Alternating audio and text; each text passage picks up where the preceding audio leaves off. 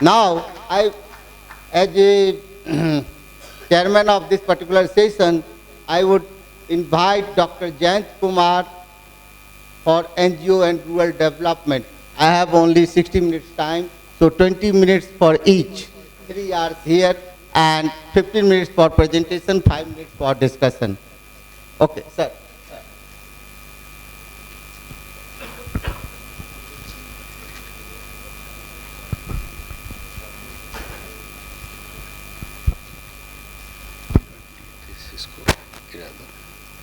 But I have no presentation. Let's just put it down.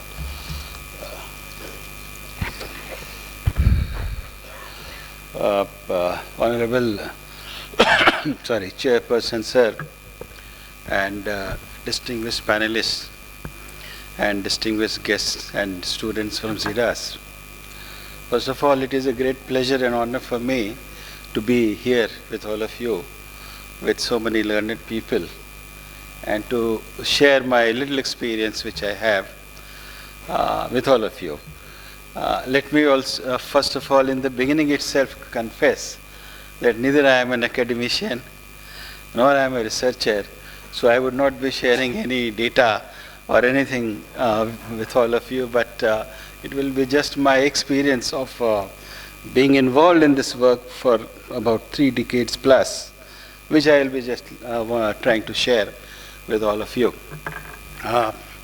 The topic given to me is a very broad topic. I don't know from where to start and where to end, because if we go into a general debate, the whole understanding of NGOs and the whole understanding of development, we have been debating this for many, many years and so, but I don't think that this is the time, or this is an opportunity. This is not the forum here to discuss, to debate on that here, but apart from the whole understanding of the civil society, I mean, even if I have been asked to speak on the role of NGOs in rural development. Mehul has been very specific, trying to put certain areas of my sharing into a very slotted way, but I might go a little bit beyond that here. So as far as NGOs are concerned, first of all, I think we also need to understand we all have a very different orientation, different understanding about the NGOs. And NGO means, I mean, what does NGO mean? It means different things to different people. Anything which is not governmental is NGO. That's generally the understanding which has been there. So we have always been debating, and we said that we will not call ourselves as NGOs, but we'll call ourselves as voluntary development organizations. So, I mean, what I will be talking to all of you from the point of view of voluntary development organizations, which is a contribution which is voluntary, the work which is voluntary, which comes automatically from you, and it is, and that is why we call it as voluntary development organizations. Now, if you take voluntary development organizations, the canvas of voluntary development organizations is very, very wide. Very wide. I think you have organizations, those who are running health institutions, those who are organizations which are involved in running schools, running hostels. And there are organizations who interact in a very different manner. They define development in a very different manner. And I will come to the whole issue of development at a later stage. But so what I want to say is that the canvas for voluntary development organization, or for the convenience sake, I will use the word NGO, is very wide, and there are a range of organizations which come into this, and it varies from charity to what we today call is rights-based approach, working on human rights issues, etc. They are all part of that diaspora. It's all part of the diaspora. And the most important thing is that all are doing good work. So there is no comparison between what an X organization is doing or what a Y organization is doing. It is a matter of approach, it is a matter of understanding, and how do you relate to a particular issue, or how do you relate to an issue of poverty is entirely as a function of the understanding of the socio-political context which you have. So it is not very simple that how do you relate to the issue of poverty. It is a complex matter. How do you analyze what are the causes and how is your interpretation of the causes? You means I'm talking about individuals as well as institutions. So all in the last 67 years since we have attained independence, we still have not been able to provide clean drinking water to our villages. In that context, anything which is done with genuinity is something which is worth praising. So all efforts are very, very important for this, for all of us in that sense. So now the second issue which comes is the rural development. I would rather say that I will focus on poverty. I mean, what is the response of voluntary development organizations vis-a-vis poverty? Because I think when we mention rural development, I think it is not a technical issue we are addressing to, because I said I'm not a technical person. We're talking about poverty. How do you address the issue of poverty? Poverty in the context of rural areas, that's what I understand. Now, poverty is a very relative subject, very relative context. We say that poverty is structural in the Indian system. Poverty is strongly ingrained in the socio-economic, cultural, developmental, political structures of the society. And if you, if you want to address the issue of poverty, you cannot just address it through economic or skill building activities or XYZ which we are doing. So it's a gamut of whole things we have to address. Unfortunately, what happens is we try, and these days the growing understanding is that poverty is a techno-managerial issue, and with technology and managerial issues and all, I think with skill building and so many other efforts and all, you would be able to change, you will be able to change the systems and structures of the society. But unfortunately, that's not true. We have been trying to do this for the last 67 years, but we still have greater amount of problems and concerns relating to poor and poverty in this country. So if the poverty is structural, it goes beyond economic development. So it is not only that economic emancipation will lead to changes in the socio-political, cultural, economic situation. So you have to keep that wholeness of the whole issue of poverty in mind when you approach a particular situation. So that is why when we are talking of rural development, my simple understanding is that we are not talking of infrastructure, of roads and panchayat buildings and good schools and good school buildings and good hospital buildings, etc., etc. I think we also have to address the issue of inherent issues of injustice, inherent issues of domination, the variety of complexes which the Indian society has. I think that also has to be addressed. So a simplistic approach to rural development is not going to make any significant changes. So that's the point which I wanted to make in that sense. So if you have to address poverty in rural areas, then you have to address not only look into economic development or economic initiative and looking into issues of accessibility, etc., etc. Better delivery systems are definitely a very strong building block for moving towards change. But development is not only simply development in 2+2 terms. Development is, when we talk of development, we talk of structural changes. We talk of changes in the, we talk of the responsiveness of the system. We talk of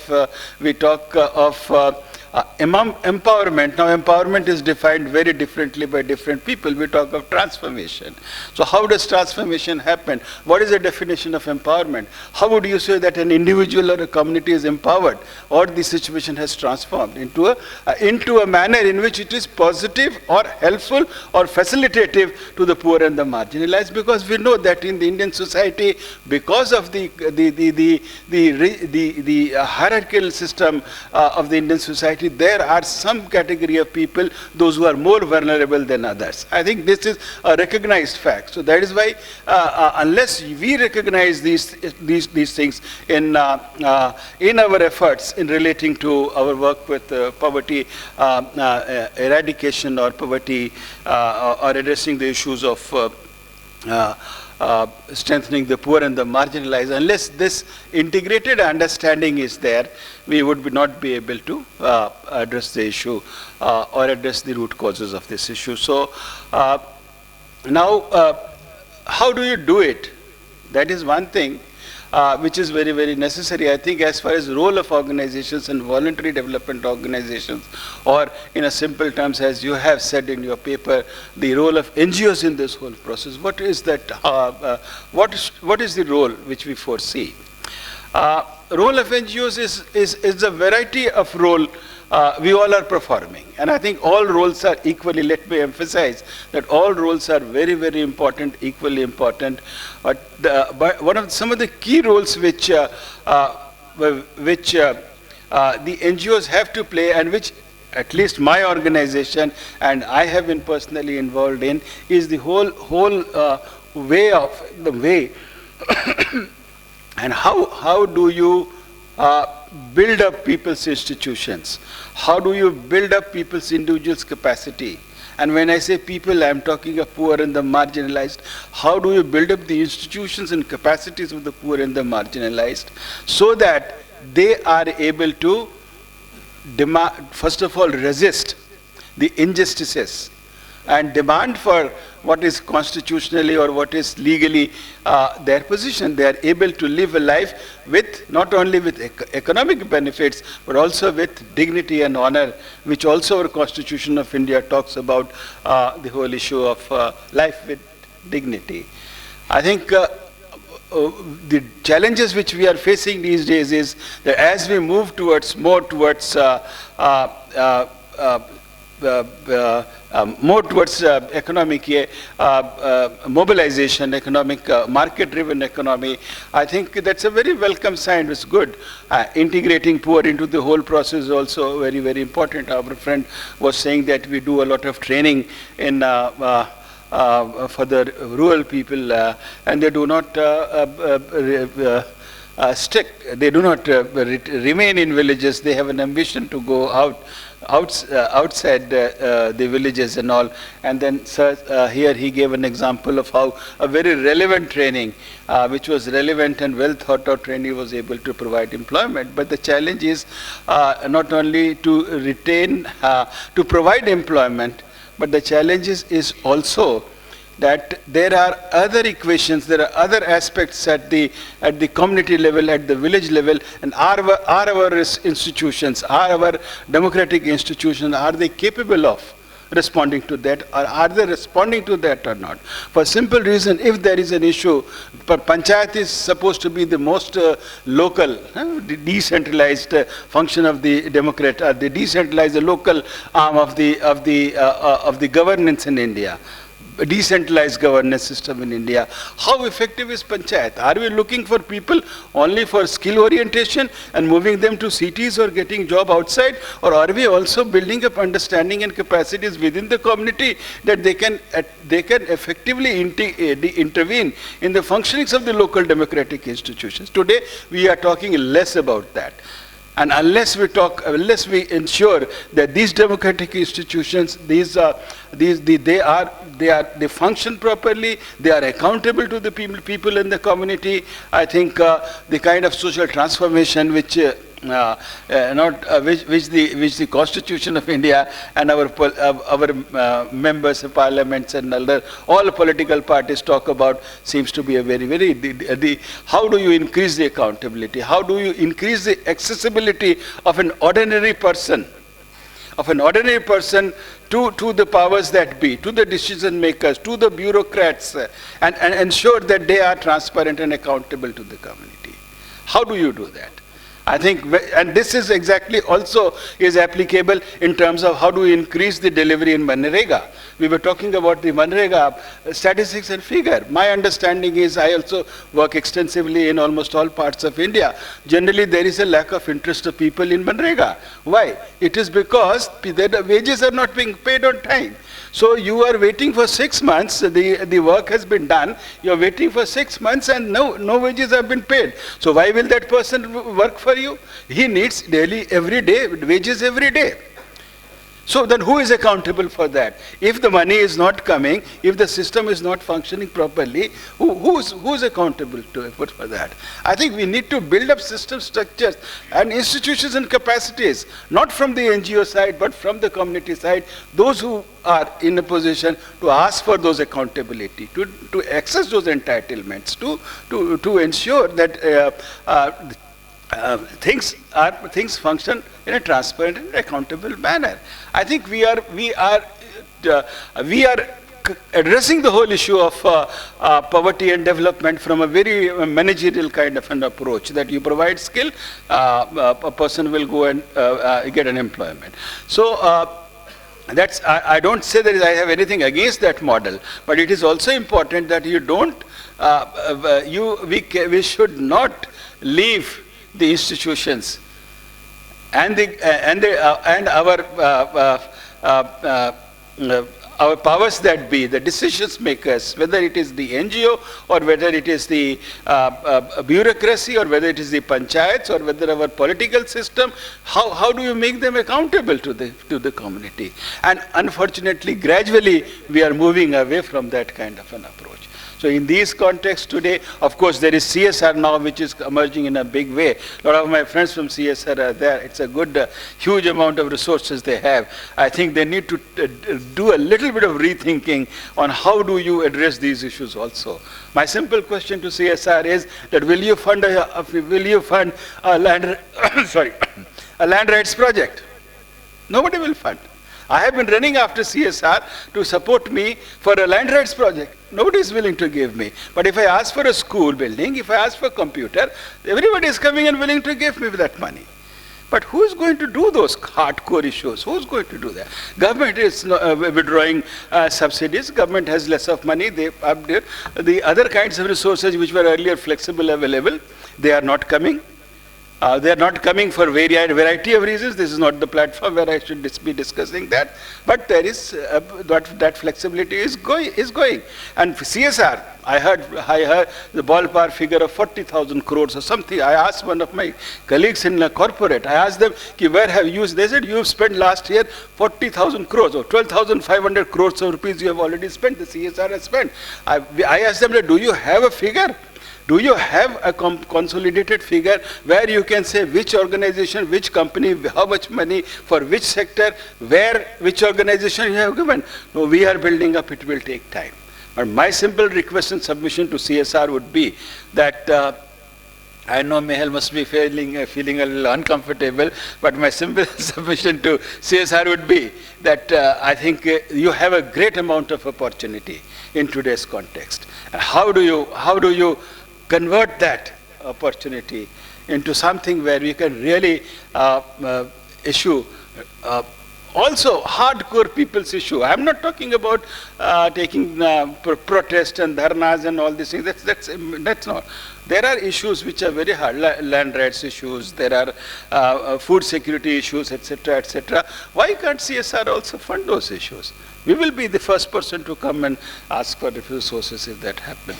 So I think the role of, to sum it up very briefly in that sense, that the role of the civil society is to also ensure, along with economic built-up, economic emancipation, not to lose the sight of other critical structural issues of Indian society which perpetuate poverty and injustice. How do you address that? That's one thing. If it would have happened, there was no need to talk about it. We all know, we all agree that it has not happened. It still agrees that.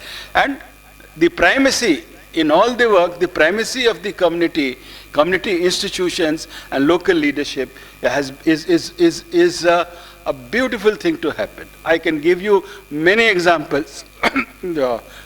Sorry.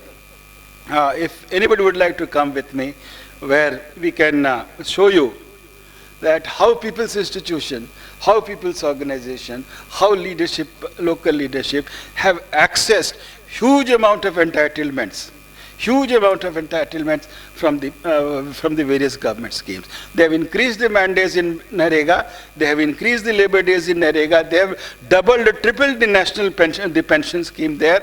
They have made the panchayat and the local functionaries accountable, and I am saying this with confidence.